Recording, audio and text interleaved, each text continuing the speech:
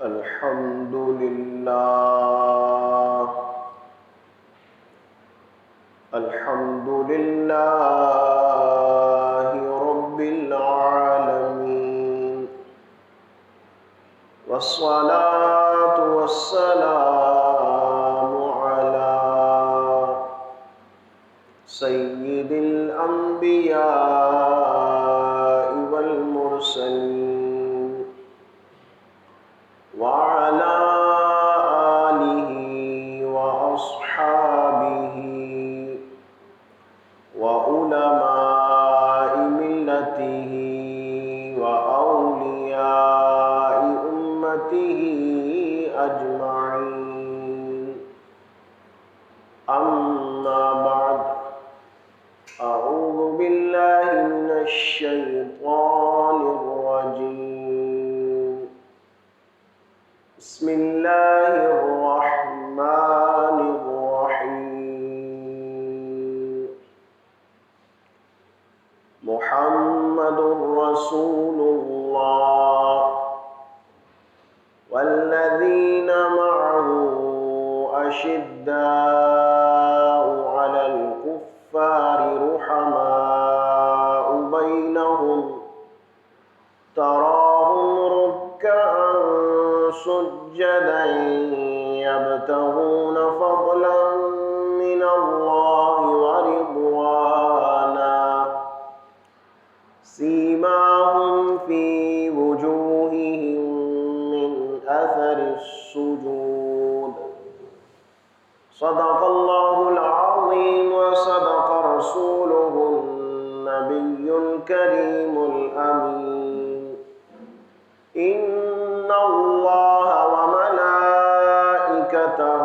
يصلون على النبي، يا أيها الذين آمنوا صلوا عليه وسلموا تسلیما.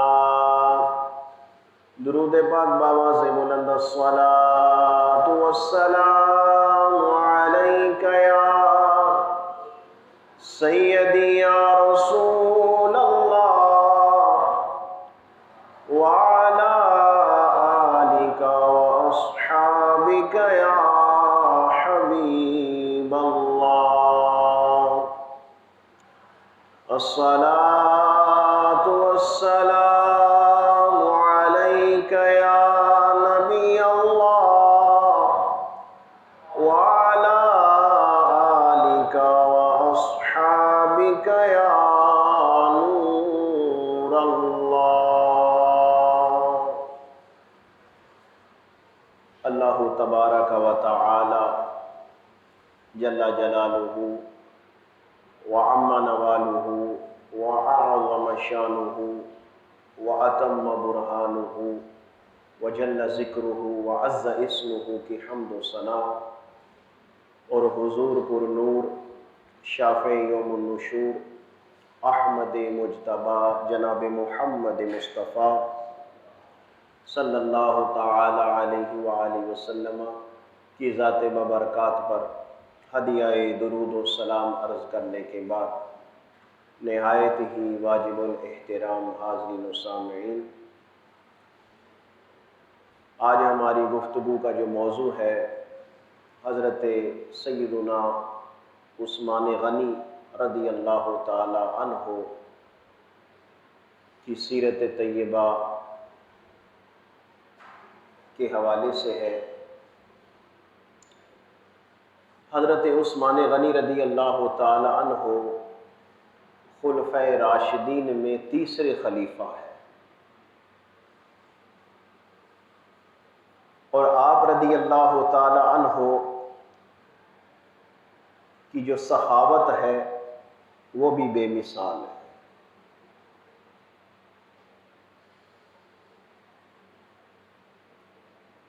صحابہ کرام علیہم رضوان سب کا ادب ہم پر ضروری ہے.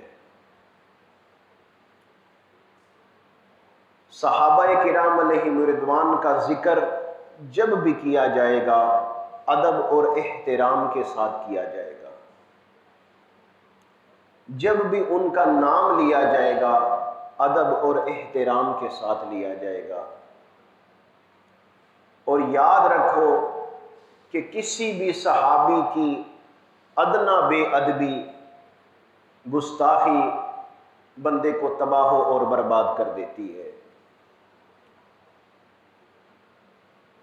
حضرت سیدنا عبداللہ ابن عمر رضی اللہ تعالی عنہما فرماتے ہیں کہ امیر المؤمنین حضرت سیدنا عثمان غنی رضی اللہ تعالی عنہ مسجد نبوی شریف کے اندر منبر منور پر خطبہ پڑھ رہے تھے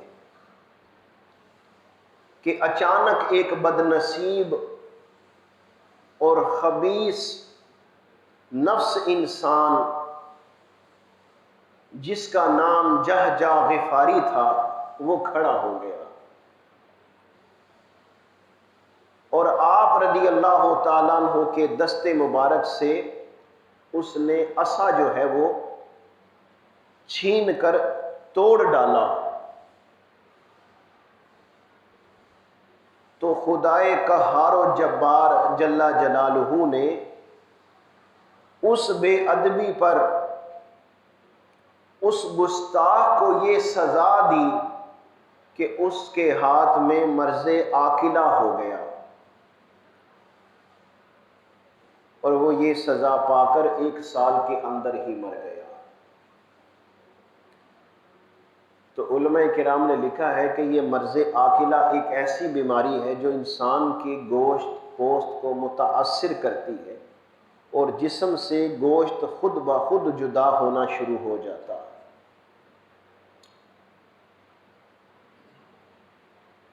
تو جب اس شخص نے حضرت سیدنا عثمان غنی رضی اللہ تعالی عنہ کی بے ادبی اور گستاخی کی تو رب تعالی نے اسے ایک مہلک مرض میں مبتلا کر دیا، اس کو یہ سزا ملی اور وہ اسی سزا میں مر گیا۔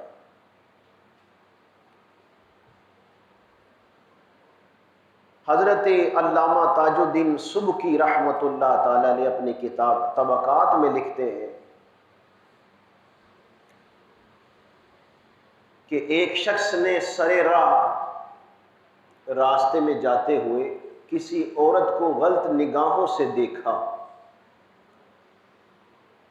پھر جب وہ امیر المؤمنین حضرت سیدنا عثمان غنی رضی اللہ تعالیٰ عنہ کی خدمت باعظمت میں حاضر ہوا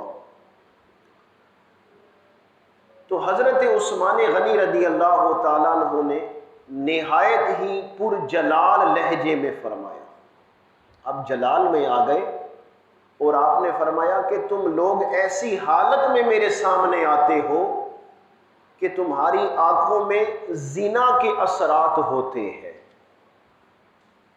دیکھو یہ ہے اللہ والوں کی شان، یہ ہے اللہ والوں کی نگاہ۔ اس شخص نے جل بھن کر کہا، کیا رسول اللہ صلی اللہ علیہ وآلہ وسلم کے بعد اب آپ پر وحی اترنے لگی ہے؟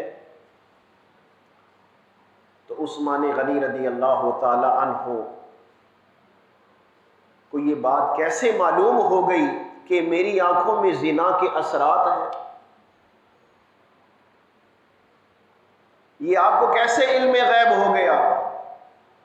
کیا آپ پر کوئی وحی آنے شروع ہو گئی ہے؟ نعوذ باللہ من ذالک۔ تو عثمان غنی رضی اللہ تعالیٰ عنہ نے ارشاد فرمایا، مجھ پر وحی تو نازل نہیں ہوتی، لیکن میں نے جو کچھ کہا ہے بالکل سچی بات ہے۔ الحمدللہ تعالی، رب تعالی نے مجھے ایسی نورانی بصیرت عطا فرمائی ہے جس سے میں لوگوں کے دلوں کے حالات اور خیالات جان لیتا ہوں۔ تو حضرات محترم، آپ نے دیکھا کہ عثمان غنی رضی اللہ تعالیٰ عنہ اہل بصیرت اور صاحب باطن تھے، لہذا آپ نے اپنی نگاہ کرامت سے اس شخص کی آنکھوں سے کی جانے والی معصیت جو ہے وہ دیکھ لی، ملاحظہ فرما لی، اور اس کی آنکھوں کو زناکار قرار دیا۔ اس سے پتہ چلا کہ عام بندے کی نگاہ میں اور اللہ والوں کی نگاہ میں فرق ہوتا ہے۔ بات سمجھ آ رہی ہے؟ جب ہم اللہ والوں کے پاس جاتے ہیں تو پھر سمجھ لینا چاہیے کہ اللہ والوں کی نگاہ جو ہے وہ اللہ کے کرم سے وہ صاحب بصیرت بھی ہوتے ہیں اور صاحب باطن بھی ہوتے ہیں، وہ اہل بصیرت بھی ہوتے ہیں اور صاحب باطن بھی ہوتے ہیں۔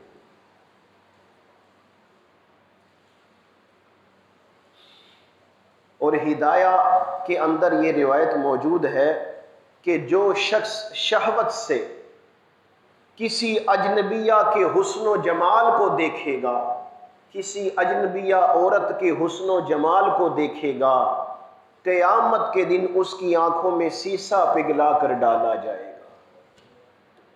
اس سے پتہ چلا کہ انسان کو، مرد مومن کو، مسلمان کو اپنی آنکھوں کی حفاظت کرنی ہے۔ اسی لیے اللہ تعالیٰ نے قرآن پاک میں حکم دیا کہ مومنین اپنی نگاہوں کو نیچا رکھیں، اپنی نگاہوں کی حفاظت کریں، کیونکہ یہ آنکھیں جو ہیں یہ بندے کو گناہ کی طرف لے جاتی ہے، کہ جب بندہ ان سے وہ دیکھتا ہے کہ جس کو دیکھنے سے اللہ اور اس کے رسول صلی اللہ تعالی علیہ وآلہ وسلم نے منع فرمایا ہے۔ حضرت عثمان غنی رضی اللہ تعالی عنہ وہ شخصیت ہیں کہ جنہوں نے اپنا مال راہ خدا میں پیش کیا۔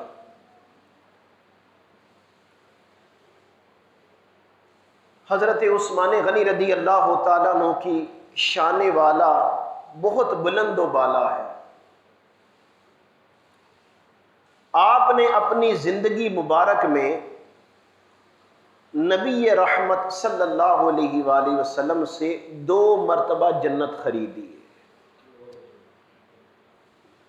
ایک مرتبہ بیر روما یہودی سے خرید کر مسلمانوں کے پانی پینے کے لیے وقف فرمایا، یعنی وہ کنواں خرید کر مسلمانوں کے پانی پینے کے لیے آپ نے وقف کر دیا۔ اور دوسری بار جیش اسرت کے موقع پر آپ نے اپنا مال جو ہے وہ اللہ کی راہ میں پیش کیا۔ چنانچہ سنن ترمذی میں ہے، حضرت عبد الرحمن بن خباب رضی اللہ تعالیٰ عنہ سے مروی ہے کہ میں بارگاہ نبوی میں حاضر تھا تو حضور صلی اللہ علیہ وآلہ وسلم صحابہ کرام علیہم رضوان کو جیش اسرت کی تیاری کے لیے، یعنی غزوہ تبوک کی تیاری کے لیے ترغیب ارشاد فرما رہے تھے کہ تم اللہ کی راہ میں اپنا مال دو۔ حضرت عثمان غنی رضی اللہ تعالیٰ عنہ نے اٹھ کر عرض کی، یا رسول اللہ صلی اللہ تعالیٰ علیہ وآلہ وسلم، پالان اور دیگر متعلقہ سامان سمیت 100 اونٹ میرے ذمہ ہے۔ تو حضور علیہ الصلوۃ والسلام نے صحابہ کرام علیہم رضوان سے پھر ترغیباً فرمایا، تو عثمان غنی رضی اللہ تعالیٰ عنہ دوبارہ کھڑے ہوئے، عرض کی، یا رسول اللہ صلی اللہ علیہ وآلہ وسلم، میں تمام سامان سمیت 200 اونٹ حاضر کرنے کی ذمہ داری لیتا۔ دیکھو صحابہ کرام کا جذبہ، دیکھو عثمان غنی رضی اللہ تعالیٰ عنہ کا جذبہ، دیکھو کہ کس طرح اپنا مال اللہ کی راہ میں دے رہے ہیں۔ آج ہم اپنا قیمتی مال اللہ کی راہ میں دیتے ہوئے کیوں ہچکچاتے ہیں؟ اللہ کی راہ میں مال دینے سے بڑھتا ہے، گھٹتا نہیں ہے۔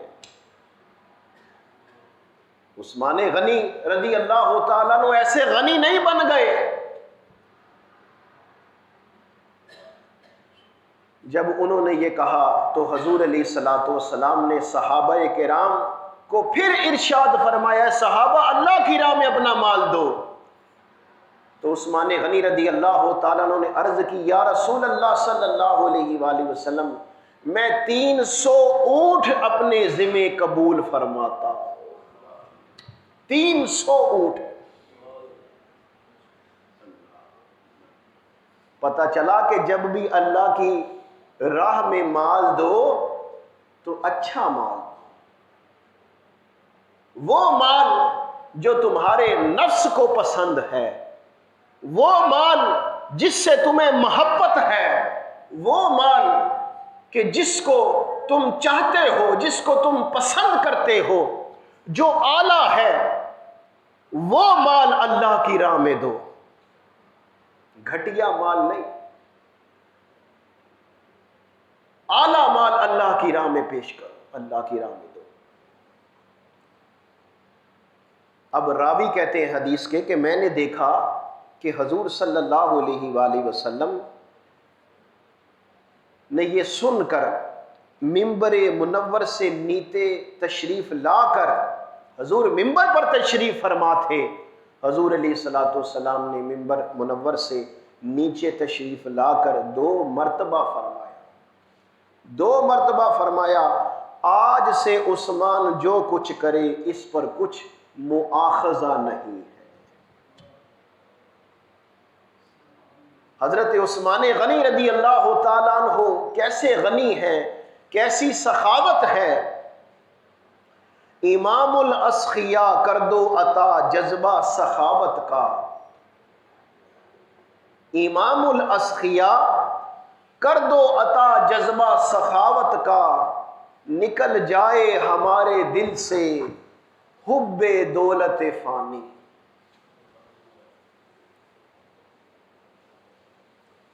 تو عثمان غنی رضی اللہ تعالیٰ عنہ کی یہ سخاوت کتنی عظیم ہے، کتنی اعلیٰ ہے۔ مفسر شہیر حکیم الامت حضرت مفتی احمد یار خان نعیمی رحمت اللہ تعالیٰ علیہ اس حدیث کے تحت فرماتے ہیں کہ خیال رہے، یہ تو عثمان غنی رضی اللہ تعالیٰ عنہ کا اعلان تھا کہ آپ نے 100 نہیں، 200 نہیں، 300 اونٹ اللہ کی راہ میں پیش کیے، یہ ان کا اعلان تھا۔ مگر حاضر کرتے وقت، حاضر کرنے کے وقت، حضور کی بارگاہ میں پیش کرنے کے وقت آپ نے 950 اونٹ، 50 گھوڑے اور 1000 اشرفیاں پیش فرمائی،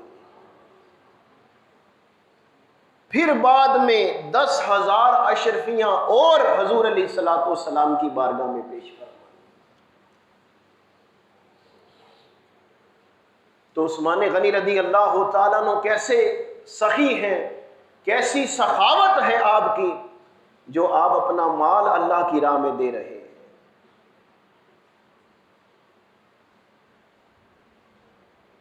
بزرگان دین فرماتے ہیں کہ امور خیر کے لیے، اللہ کی راہ میں پیش کرنے کے لیے بندے کو چاہیے کہ اپنا ستھرا مال، پاکیزہ مال، اعلیٰ مال جسے وہ پسند کرتا ہے وہ اللہ کی راہ میں پیش کرے، وہ اللہ کی راہ میں دے۔ اور یہ یاد رکھو کہ اللہ کی راہ میں جب بندہ اپنا مال دیتا ہے تو وہ مال گھٹتا نہیں ہے، وہ مال بڑھتا ہے، وہ مال گھٹتا نہیں ہے، وہ مال بڑھتا ہی رہتا ہے۔ حضور علیہ الصلوۃ والسلام احد کے پہاڑ پر جلوہ فرما ہے۔ یہ احد کا پہاڑ وہ پہاڑ ہے کہ جس کے بارے میں بخاری شریف کے اندر حدیث ہے کہ حضور علیہ الصلوۃ والسلام نے فرمایا یہ احد پہاڑ ہم سے محبت کرتا ہے اور ہم بھی اس سے محبت کرتے ہیں۔ انسان تو انسان ہے، پہاڑ بھی میرے آقا مدینے والے مصطفیٰ صلی اللہ علیہ وآلہ وسلم سے محبت کرتے ہیں۔ پتہ چلا کائنات کی ہر شے حضور سے محبت کرتی ہے۔ تو حضور علیہ الصلوۃ والسلام احد پہاڑ پر جلوہ فرما ہیں، ساتھ میں صدیق اکبر بھی ہیں، ساتھ میں فاروق اعظم بھی ہیں، ساتھ میں عثمان غنی بھی ہیں۔ اب جب احد پہاڑ نے یہ منظر دیکھا کہ مجھ پر کائنات کی عظیم ہستیاں جلوہ فرما ہیں، تو احد پہاڑ وجد میں آ گیا، احد پہاڑ وجد میں آ گیا۔ تو حضور علیہ الصلوۃ والسلام نے اپنی ایڑی احد پہاڑ پر ماری اور فرمایا احد رک جا کہ تجھ پر ایک نبی، ایک صدیق اور 2 شہید موجود ہیں۔ ایک نبی، ایک صدیق اور 2 شہید موجود ہیں۔ حضور علیہ الصلوۃ والسلام نے فاروق اعظم عثمان غنی کی شہادت کو پہلے ہی بیان کر دیا کہ میرے دونوں صحابی جو ہیں وہ شہید ہوں گے۔ نگاہ نبوت دیکھ رہی تھی، نگاہ رسالت دیکھ رہی تھی کہ میرے دونوں صحابی جو ہیں یہ شہید کیے جائیں گے۔ حضور علیہ الصلوۃ والسلام نے ان کو پہلے ہی خبر دے دی، اپنے امتیوں کو، پوری امت کو یہ بتا دیا کہ یہ میرے دونوں صحابی جو ہیں وہ شہید کیے جائیں گے۔ ارے اس کو تو علم غیب کہتے ہیں۔ یہی تو علم غیب ہے جو اللہ نے اپنے محبوب علیہ الصلوۃ والسلام کو عطا فرمایا ہے، اور ہم بھی یہی کہتے ہیں کہ اللہ نے اپنے محبوب علیہ الصلوۃ والسلام کو علم غیب عطا فرمایا ہے۔ اور عثمان غنی رضی اللہ تعالی عنہ کو جس وقت شہید کیا گیا، جس وقت باغیوں کے گروہ نے آپ کو شہید کیا، تو حضور علیہ الصلوۃ والسلام آپ کے خواب میں تشریف لائے۔ جس وقت وہ باغیوں نے آپ کے گھر کا محاصرہ کر لیا، آپ پر پانی بند کر دیا، آپ کو ستایا، تنگ کیا، اور آپ کو شہید کرنے کے در پہ ہو گئے، تو عثمان غنی رضی اللہ تعالی عنہ